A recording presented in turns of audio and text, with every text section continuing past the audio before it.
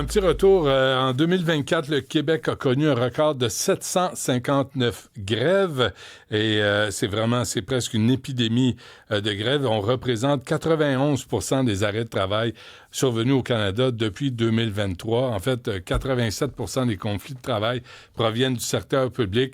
Et là, c'est la troisième journée de grève à la Société de transport de Montréal. Le ministre du Travail, Jean Boulet, est avec nous. Monsieur Boulet, bonjour. Oui, bonjour Benoît, comment allez-vous? Ah, pas pire pantoute, vous-même?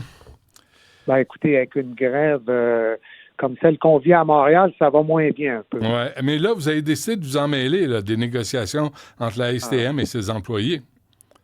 Ben Benoît, écoutez, c'est une convention collective qui est expirée depuis le 4 avril 2025. Il y a 2400 employés d'entretien dans l'unité d'accréditation syndicale et ça avance pas vite. Puis là, on est dans une impasse, une grève qui a un impact significatif sur la population. Puis oui, il fallait que je m'en mêle. Et j'ai nommé un médiateur ce matin qui est déjà en communication avec les partis. Il faut que ça avance. Il faut éviter les retombées tellement négatives pour les familles, les enfants, les parents. On est en fin d'année scolaire. Vous le savez, tout le monde a besoin du transport en commun. Qui est ce médiateur? Je peux le nommer, c'est Gaston Poulain, qui fait partie de mon équipe de conciliateurs-médiateurs et qui travaille bien sûr avec Danny Caillouette, qui est mon directeur du service conciliation-médiation à Québec. Et comme je vous mentionne, Benoît, ils sont déjà en communication avec les partis. Puis moi, je veux que ça commence rapidement et que ça travaille intensément, tant du côté patronal que syndical. On parle encore d'horaires, de mouvements de main-d'œuvre, de sous-traitance. On n'est même pas encore aux aspects monétaires. Fait il faut que ça s'accélère. C'est la raison pour laquelle on nomme un médiateur, Benoît. 1, pour que ça débloque. 2, pour accélérer le processus. Puis 3, pour apaiser les tensions. Oui. Votre loi 89, là, ça va s'appliquer en novembre prochain. Pourquoi ne pas la devancer? Ben, écoutez, elle a été adoptée, sanctionnée. C'était prévu qu'elle s'applique 6 mois après pour permettre au tribunal administratif du travail de mettre en place la division des services à maintenir pour le bien-être de la population. On va y aller étape par étape. Là. Moi, c'est la médiation qui s'imposait à ce stade-ci. Il faut que les partis, pas apprennent, Benoît, mais embarquent d'un processus de recherche de solutions, parce qu'il y en a. Il faut éviter une grève. Il faut dénouer l'impasse, puis le plus rapidement possible. Puis la loi, ça la justifie, hein, Benoît, ceci dit, hein, on le réalise. C'est une loi qui vise à élargir la notion de service essentiel et tenir compte des besoins de la population ou de référer à un arbitre de différend là, quand il y a un préjudice grave à la population. Tout ça reste à démontrer, mais c'est une loi, je pense, qui s'imposait, vous le mentionnez, il y a trop de grèves au Québec. On a des records qui ne sont pas reluisants, fait qu'il faut s'intéresser aux impacts de ces conflits-là sur le monde. Oui. Mais là, est-ce que vous utilisez ce conflit de travail, M. Boulet, pour en même temps faire votre politique à votre gouvernement? Parce que notre patron, M. Legault, il dit là, ça va brasser. Puis c'est comme si c'était l'occasion parfaite de dire, bien, vous voyez, on parle de grève, on dit qu'il y en a trop au Québec, et là, on va intervenir. La loi 89, elle a été contestée, mais elle est justifiée, puis on va l'appliquer. Ben, elle n'est pas encore, à ma connaissance, contestée. Puis, Benoît, ça fait quand même un bout de temps. Non, mais les partis adverses là, la contestaient. Là. Vos amis à Québec solidaire n'étaient pas de bonne humeur. Là. Non. Hein? Les centrales syndicales. Non plus. Et dans la population en général, ça a été bien accueilli. Est-ce qu'il y a quelqu'un qui peut être contre, Benoît, qu'on considère davantage les impacts sur la population? Il y en a aussi qui sont vulnérabilisés, qui sont devenus des personnes impuissantes suite à un conflit de travail. On ne peut pas. Une grève, c'est un moyen de pression sur un employeur pour accepter des conditions de travail. C'est pas une façon de prendre une population parfois en otage. Et là, je l'entends beaucoup dans le transport en commun à Montréal, puis je le comprends que certaines personnes, il y a des familles dont les enfants ont des examens de fin d'année. Ils ne peuvent pas se rendre, ils ne savent pas comment s'y rendre.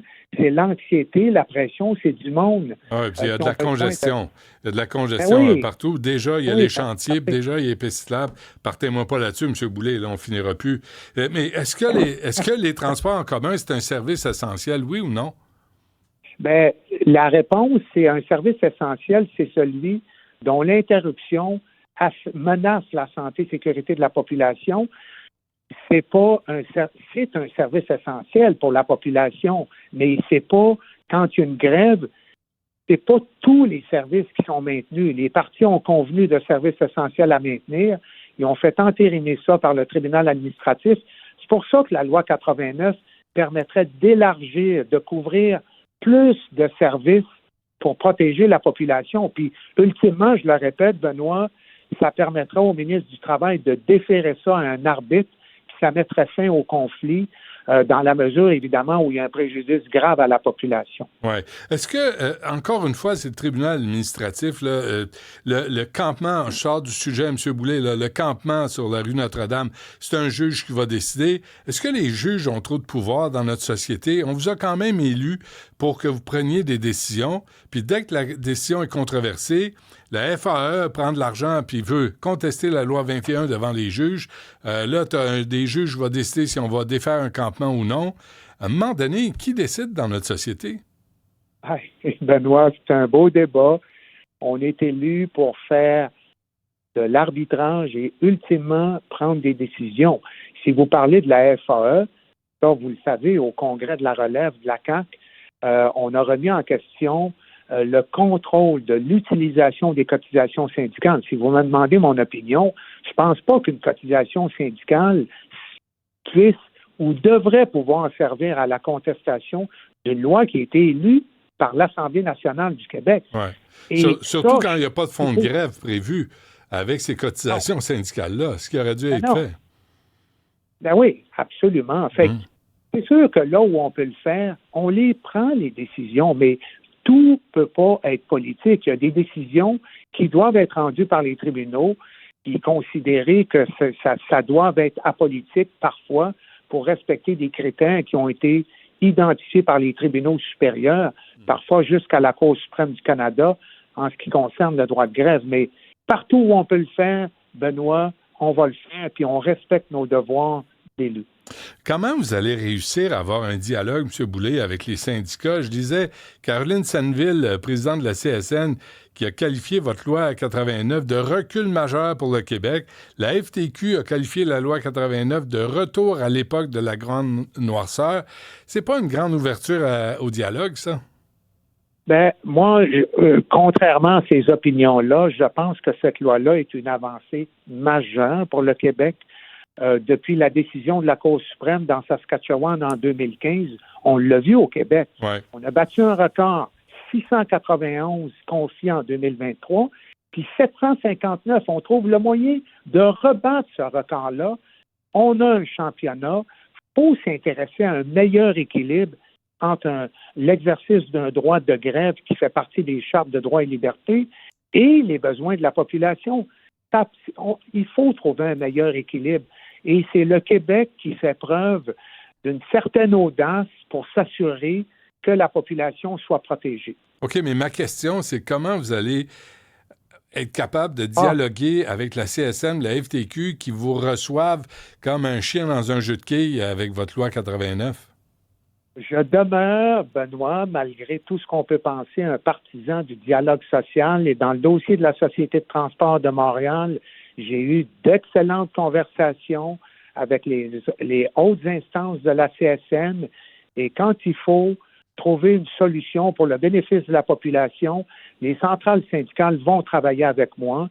Puis je demeure le ministre du Travail, puis je vais continuer à collaborer, encore une fois, avec le même objectif de la mission, d'ailleurs, essentielle de l'État, c'est de protéger la population. Ouais. C'est ce que je continue à faire, Benoît. Puis c'est sûr que j'ai été bousculé par la loi 89. J'y crois fondamentalement. J'ai été constamment guidé par l'intérêt de la population. Puis je crois que cette loi-là va nous apporter des retombées intéressantes. Mais là, tout à coup, là, vous annoncez un médiateur, mais le Grand Prix s'en vient. Et là, dans la population, les gens disent, bon, là, vous, le ministre du Travail, les syndicats, la STM, là, vous allez peut-être bouger. Moi, on m'a promis, le président du syndicat m'a dit, il n'y aura pas de grève pendant le Grand Prix. Là, tu dis, OK, pendant le Grand Prix, avec les millionnaires qui vont tourner en rond dans leur char de course, mais les travailleurs, comme vous l'avez dit, les étudiants, tout ça, c'est moins important. Y a-t-il un rappel à l'ordre à faire, là? Ah, vous avez raison, Benoît. Bon, évidemment, demain, les pires journées, c'était lundi, mardi puis aujourd'hui. Demain, il n'y aura pas d'interruption. C'est sûr qu'en dehors des heures de pointe, ça va être à 50 de la quantité de services. Vendredi, samedi, dimanche, effectivement à cause du Grand Prix, mais il y aura eu une congestion extrêmement périlleuse pour la population. Il y a énormément de monde qui viennent au centre-ville de Montréal. On verra pour la suite, là, mais moi, je pense que le médiateur va contribuer à apaiser les tensions, puis qu'on va être capable de travailler les deux parties ensemble et vers une solution qui va nous éviter une poursuite de conflits de travail dans les semaines qui vont suivre. Ouais. Comment vous trouvez ça, le silence de la mairesse Plante dans tout ce conflit? Ben, la mairesse Plante, elle vient, il y a peut-être une trentaine de minutes, de faire un message sur X me remerciant ou me félicitant pour la nomination d'un médiateur. Je pense qu'elle a exprimé sa satisfaction qu'on fasse un pas en avant. Et je le répète, je pense qu'un médiateur habile va aider les partis à mieux travailler puis à accélérer le dialogue qui est tellement nécessaire pour régler leur convention collective de travail. Aujourd'hui, la mairesse gouverne par les plateformes, là, par X, d'Elon Musk. Là, on est de même. La classe politique est rendue là. On envoie un message sur les réseaux sociaux. La job est faite, on s'est expliqué. Vous trouvez pas ça un peu mince? Non, mais quand même, Benoît, faut être sincère. Elle tentait de me rejoindre. Elle a mon numéro de cellulaire, puis j'anticipe son appel dans le courant de la journée. Mais non, elle a exprimé par la voix de mon directeur de cabinet sa grande satisfaction pour le dénouement et la nomination d'un médiateur.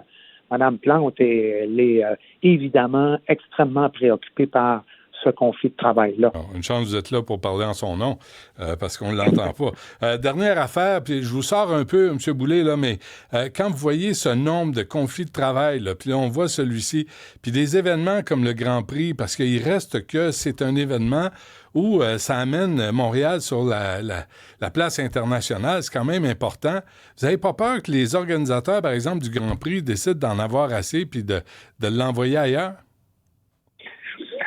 C'est certain que ça, le nombre de conflits de travail, Benoît, ça contribue pas à faire rayonner le Québec. Puis la loi 89, il y a des associations qui sont venues me confirmer qu'avec une loi de cette nature-là, ça va donner une meilleure prévisibilité, une meilleure stabilité pour les entreprises d'ici, puis les entreprises qui sont intéressées à notre environnement de travail au Québec. Fait que, voyons ça comme un ajout qui est intéressant, mais c'est sûr que les grèves, c'est plus nécessairement le meilleur moyen de pression en tenant compte notamment du secteur d'activité, mais ici, le transport en commun. Je trouve que c'est vraiment pas bénéfique pour la population. Il faut que les deux côtés soient de bonne foi aussi. Là. Quand il y a des contrats de travail qui s'éternisent, qui sont terminés depuis 1 an ou 2, puis il n'y a pas de négociation sérieuse, on ne peut pas juste blâmer les syndicats non plus.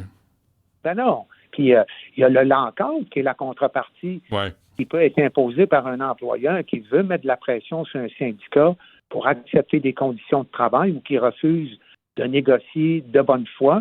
Ça existe des deux côtés. Puis on en a vécu aussi, là, mais disons qu'en termes de grève, je pense qu'on y a goûté pas mal au Québec. On y a goûté en masse. Monsieur Boulay, un gros merci d'avoir pris le temps de nous parler. On va suivre ce conflit, ministre du Travail. Merci à vous. Merci, Benoît. Au plaisir. À bientôt. Au revoir.